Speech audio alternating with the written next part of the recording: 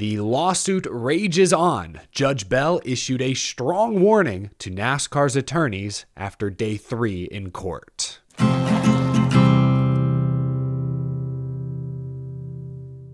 How's it going, y'all? My name is Eric. Welcome to Out of the Groove. We're continuing to follow the antitrust trial day in, day out. So much has been added to the record the past 24 hours. I want to talk about a few of my key takeaways today. If you're looking for an exact line-by-line recap of what's going down in the courtroom this week, I highly recommend you check out Jeff Gluck and Jordan Bianchi's podcast, The Teardown. They're live streaming on the Dirty Mo Media YouTube channel every night this week. I'll link it down in the description below. I am going to pick out the most important details, what I believe to be the most telling pieces of evidence. We'll do our best to break down the big picture here in hopefully 15 minutes or less. So yesterday, NASCAR Executive Vice President and Chief Strategy Officer Scott Prime was on the stand, as well as Front Row Motorsports owner Bob Jenkins. We'll start with Scott Prime. A lot of the questioning was about Project Gold codes, what NASCAR says were their contingency plans if teams had started to boycott races or if teams hadn't signed the charter agreement and had formed a rival racing league. But there were other things as well. One of my big takeaways from reading all these posts, quotes, texts, and reports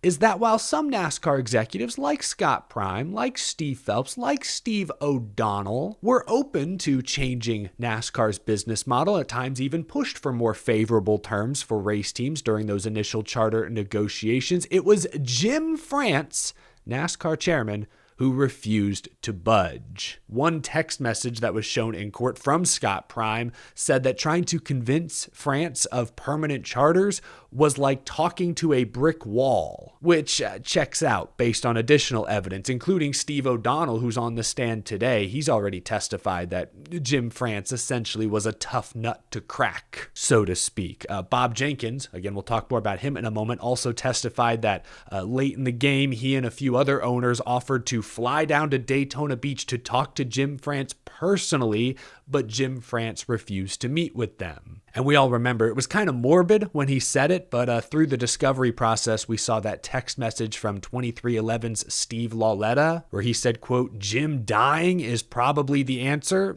to getting better charter terms." So yeah, there's kind of been this recurring theme. Even NASCAR's own executives are willing to admit that Jim France kind of marches to the beat of his own drum, which I suppose isn't surprising to hear. I guess it's a little interesting to hear the extent of it, but you gotta remember, from Big Bill France to Bill France Jr., even to Brian France to a degree, he often made kind of his own decisions without much consultation. NASCAR's owners throughout its decades-long history have often ruled with an iron fist. That's been the old saying. Jim France, while quieter, more reserved, while not necessarily the face of the business, is clearly still cut from that same 1948 cloth. And I will be fair, in some ways that's good. In some ways it's good to have a person in a position of power willing to make definitive choices. The buck stops here. But the concern is then what happens when the business starts to struggle?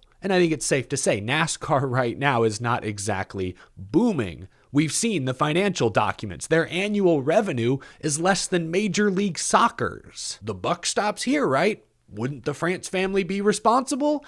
Maybe now's a good time to listen to some outside voices. I'm not saying that guys like Phelps, O'Donnell, the Kennedys, I'm not saying they're great leaders or that they're perfect. We have now text messages and evidence that shows that they aren't. But to their credit, there is also evidence to show they've been more open-minded than Jim France, which is probably not a bad thing. Anyway, that was one big takeaway, one big read. There was also some interesting stuff about tracks. There's evidence that shows NASCAR trying to sign exclusive deals with racetracks like SMI-owned tracks, for example. I thought this was interesting as well. Matt Weaver, reporting for motorsport.com, also Dalton Hopkins of Front Stretch, both reported, and actually Hopkins wrote, quote, Kessler pointed out evidence SMI had interest in hosting SRX events, but an agreement between SMI and NASCAR called the sanction provision prevented them from doing so. When Scott Prime was pressed on this and similar issues, he claimed to not know much about those agreements and said he does not communicate with the racetracks. Though he did make the argument that, hey, trying to lock up racetracks to long-term contracts isn't a bad thing. He pointed out that if NASCAR didn't do that, there was the possibility an Amazon or a Google could come to those racetracks and offer to buy them and put warehouses in that space instead, which I think is a very fair point by Scott Prime. But Jeffrey Kessler, the team's attorney, did press him on those exclusivity terms, trying to make it impossible for a rival stock car series to race at certain tracks NASCAR races at. I thought that was interesting. I'll be interested to see if that gets brought up more and more as this case plays out. But now I want to turn my attention to the Bob Jenkins testimony. Owner of Front Row Motorsports, also owns a ton of fast food franchises, notably Long John Silver's and Taco Bell. Huge racing fan throughout his life. He dropped some interesting Front Row Motorsports related numbers that I'd like to share. For one, he testified that Front Row loses $6.8 million per year and that the team has never made a profit. I thought this was also really interesting. In the next gen era, he says it costs $30,000 to repair a non-wrecked race car each week because the nose and the tail have to be sent back to those single source suppliers. The teams aren't allowed to make those repairs themselves. Remember, we've seen teams get in trouble for trying to repair parts and pieces on their own in this era,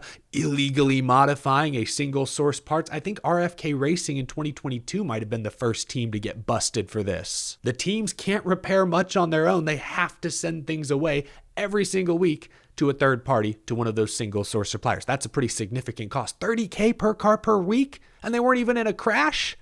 NASCAR's full contact racing. Those pieces, those panels are never in pristine condition post-race. Now, when it comes to money, Jenkins did get backed into a bit of a corner at one point. He originally agreed with Hamlin's testimony that it costs $20 million per car for the entire season. But then NASCAR's attorney jumped on this piece of inconsistency. As a reporter Bob Pockris notes here, Front Row's 2023 expenses were only $29 million, and that included 2 cup cars and a truck. Pockris notes here that Jenkins said his $20 million comment was going off the survey of teams, and then said he is glad he can run for less money. But yeah, a little inconsistency there. I think based on what we know, $20 million per car is normal for the top teams that are contending week in, week out. Front Row Motorsports, while they're not back markers by any means, they're not one of the top most competitive teams in the NASCAR Cup Series. So Bob Jenkins has been balling on a budget up to this point and yet still hasn't made a profit, which a point that he made multiple times throughout this